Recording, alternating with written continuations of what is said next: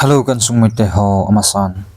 Kuki motivational story ngai dinga hong ke zo se na bon cha Kevin kan lem che win he. Tu ni ho phat hen. Time kiti. Phat kiti an se ki ni te.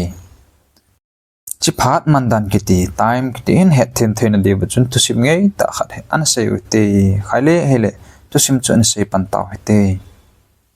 Masang lai pe khat hen khosung khat hen. Te sipu khat hele achapa dei ta he ana cheng honin a hi ni khat hi apa hin achapa hi hilcha ding ti agial tan chuin ako phejin asei tan hi chapa in sunga lunin lang hi lechun almari umintin hechi almari achun konta watch khat ka ko ye hechi jo hongin lang hin choi temin tin achapa cho soltan hi hechi golhang panjong apan asei ma bangan ama jong achin che almari sungun chun che almari sunga kuna konta chu agalatan hi chuin te sipun hechi konta he chojin lang bazar khun chin lang namu pha chan koma hechi konta hi aman izat hintentivam tin ahil cha in asoltan hi chuin golhang pa jong apan asema bangin amazong bazar chun agachin amu pha chan koma chun hechi konta he nang magial dola izat man hintentivam tin agadong letan hi chun bazara mu pha chon ado hon abangin zakhat abangin zanga abangin sang khat abangin za sang abangin sang ni tin hogel don chi ma hogel dol chi hen se pe tawin hi chun gol hang chapang pa jong apa ko ma hong kilen hepa hechi konta chu mi hon zat chum chi aman asei vin hi tin asei tan hi chun te sepun apa e chapa a hi latun hechi wat chi chin lang almari nan la do nakon mama chun ga koi kitan ati pe kitan hi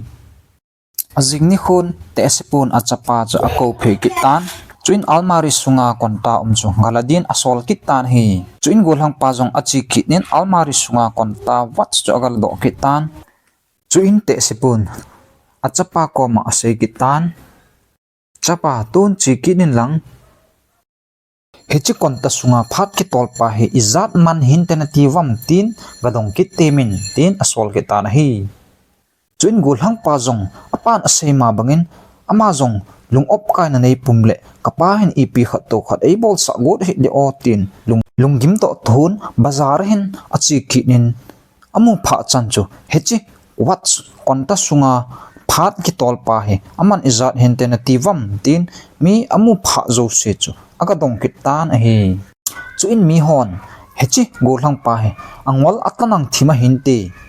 tin ama ho le ama ho chu khat la khat akhovun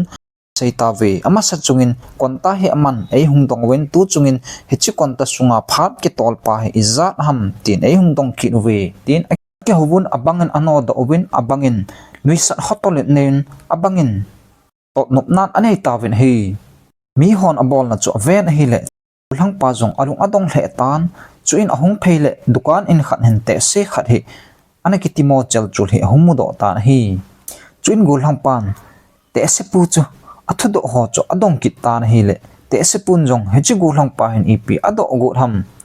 ipi doina a cho he ei do ham ti het thim pha chun iti akiti mo banga chun aman akiti mo na adukan chungchanga ki sa la na jok se hen da than hechi golhang pa to ki ho ding chun phat bi neu cha kha chahin koi do ta hi ahong ki ho lim hon tan hi le te sepun chapa hechi phat nangin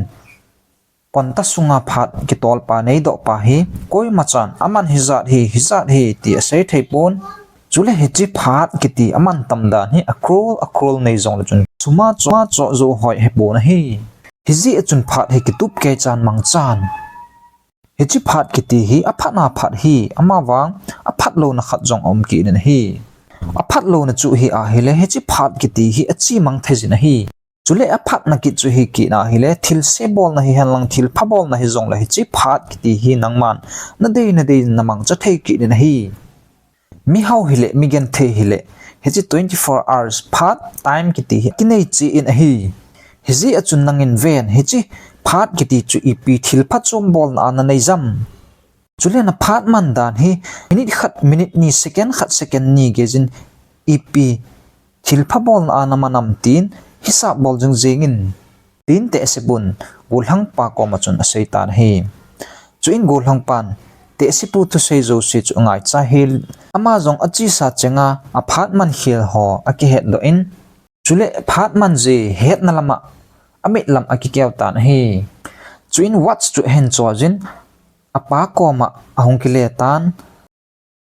komin thil dan zo se chu asai pe tan hi chini khu a ko na chun gulhang pa hin khu jong aki khel tan hi supite phat giti himi zo si adia free hi ahi wangin aman bei cho hoi hilo hi ama wang nangin namang cha thejin ahi kip wangin naki koi den ki theipu na hi khat ve nangin na hla su le a i ti anangin na le la ki thelo ding hetai hezi chun phat kiti hi kitup ke chan mangin story apatna ko na azon ge hingai zo si chunga ki pathu simzo lukan phongin video aban hongkit ka set nanga jimoi te bon chakemen dam sel sel tabin